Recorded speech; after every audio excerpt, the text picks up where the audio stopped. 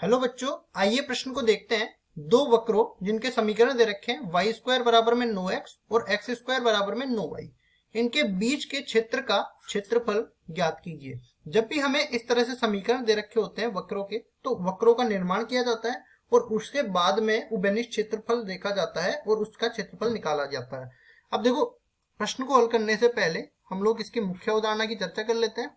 मुख्य अवधारणा, तो मुख्य उदाहरण में पहली चीज अपने पास आ जाएगी वक्रों के बीच, वक्रों से गिरा क्षेत्रफल, वक्रों से गिरा क्षेत्रफल।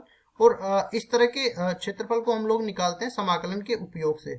तो यहाँ पे लिखेंगे हम लोग समाकलन के अनुप्रयोग, समाकलन के अनुप्रयोग।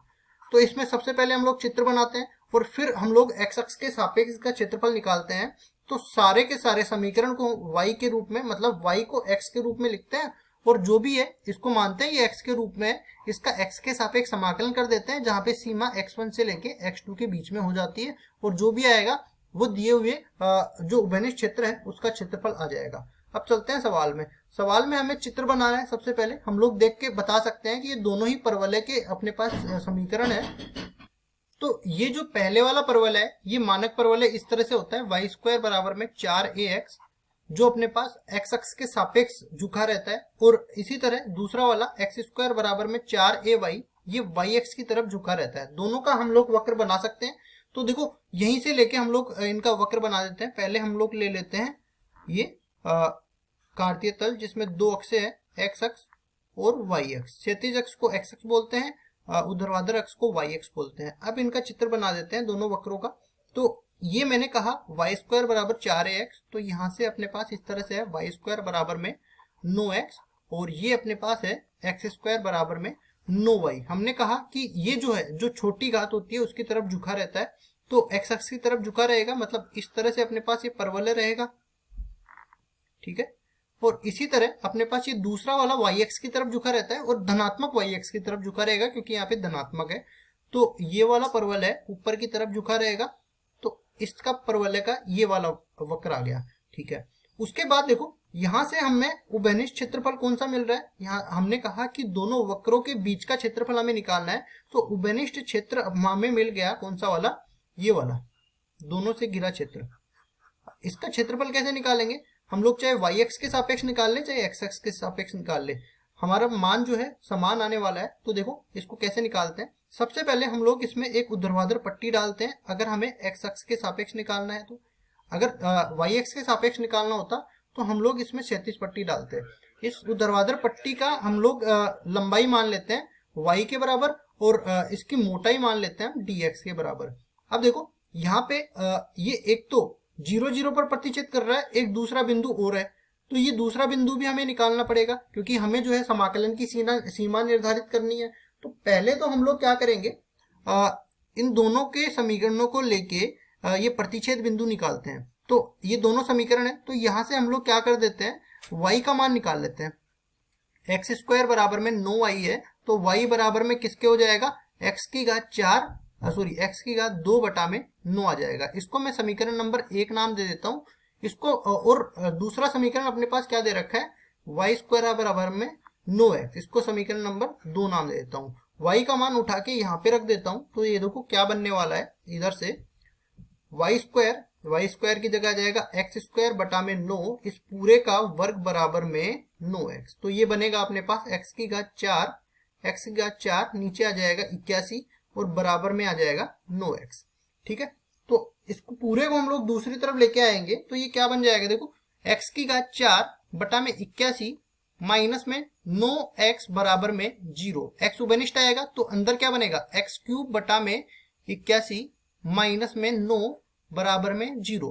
दोनों को अलग अलग 0 के बराबर करेंगे तो यहाँ से x का मान 0 मिल जाएगा और x क्यूब बराबर में x क्यूब बटा 81 बराबर में 9, तो 9 गुणा 81 किसके बराबर आ जाएगा, 9 की घात 3 के बराबर आ जाएगा। तो इसको लिख सकते हैं हम x बराबर में 9, दोनों तरफ घनमूल लिया तो x बराबर 9 मिल गया। अब हमने कहा था समीकरण नंबर 1 से कि y बराबर में एक्स स्क्वायर बटा 9 है। ठीक है, y बराबर में एक्स स्क्वायर बटा 9 है, तो x का मान जैसे ही हमने 0 रखा तो y का मान यहाँ से 0 मिल जाएगा। ठीक है, और x का मान जैसे ही हम लोग 9 रखेंगे तो y बराबर में 9 की घात 2 बटा 9 बराबर में 9 मिल जाएगा। मतलब दो बिंदु अपने को मिल गए, दोनों बिंदु यहाँ पे लिख देते हैं। पहला बिंदु 0 0, दूसरा बिंदु 9 9, और यहाँ पे नामांकित भी कर देते हैं। ये बिंदु है अपने पास 0 0, ये बिंदु है अपने पास 9 9। अब हमें जो है समाकलन की सीमा मिल गई 0 से लेके 9 तक, और y ये अपने पास ऊर्ध्वाधर पट्टी है। इसका क्षेत्रफल में क्या हो गया, जो अपने पास ऊपर की तरफ जो वक्र है ना, इसके नीचे का क्षेत्रफल, और इसमें से घटा देंगे ये जो नीचे की तरफ वाला जो वक्र है इसके नीचे के क्षेत्रफल को। ठीक है, तो यहाँ पे लिखेंगे, देखो डेल्टा बराबर में सीमा तो आ जाएगी 0 से लेके 9 तक की। ठीक है, अब ऊपर वाला ये परवलय कौन सा है, ऊपर वाला परवलय है वाई स्क्वायर बराबर में 9x वाला। तो y किसके बराबर आ जाएगा, यहां से हम लोग कहेंगे 9x के वर्गमूल के बराबर आ गया।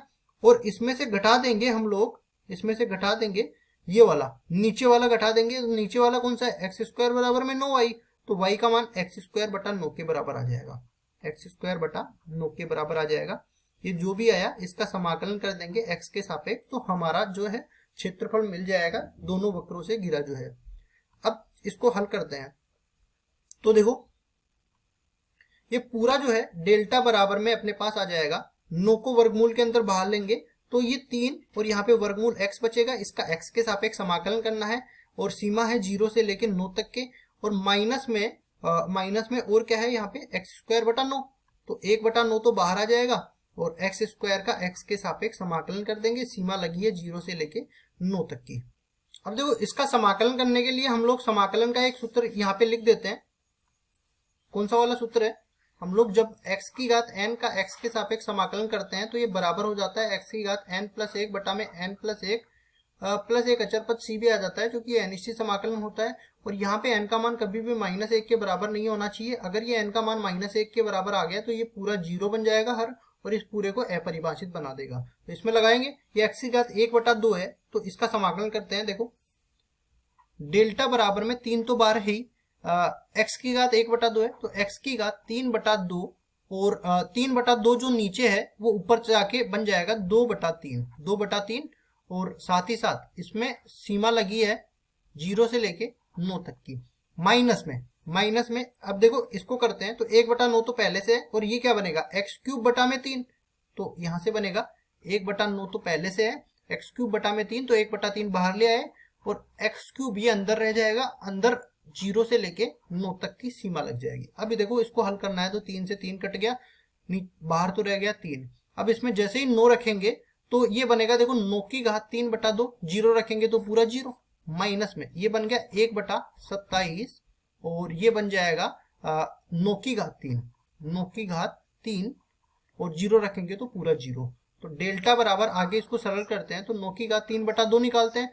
3 बटा 2 जब घात लगेगी तो 9 की घात 1 बटा 2 तो किसके बराबर हो गई, 3 के बराबर, और 3 की घात 3 निकालते हैं तो 27 के बराबर। 27 को जब 2 से गुणा करेंगे तो ये 54 आ जाएगा, और इसी तरह माइनस में ये क्या आ जाएगा, 1 बटा 27 तो पहले से, इसको हम 3 की घात 3 ले सकते हैं, मतलब पूरे को हम 9 बटा 3 की घात 3 ले सकते हैं। ठीक है, तो डेल्टा बराबर में अपने पास आ जाएगा 54, माइनस में 9 बटा 3, 3 बच गया, 3 की घात 3 27 के बराबर आएगी, और डेल्टा बराबर में 54 में से 27 जाएगा, तो अपने पास केवल 27 बच जाएगा। और चूंकि ये क्षेत्रफल है तो वर्ग इकाई इसका मात्रक हो जाएगा। तो जो दोनों वक्र थे, दोनों परवलय थे, उनका समीकरण दे रखा था। ठीक है, तो समाकलन के अनुप्रयोग करके हमने दोनों के बीच का जो घिरा क्षेत्रफल है ना, उसका मान निकाल दिया, और वो किसके बराबर आ गया, 27 वर्ग इकाई के बराबर आ गया। यही अपना उत्तर है। आशा करता हूं ये सवाल आपको समझ में आया होगा। धन्यवाद।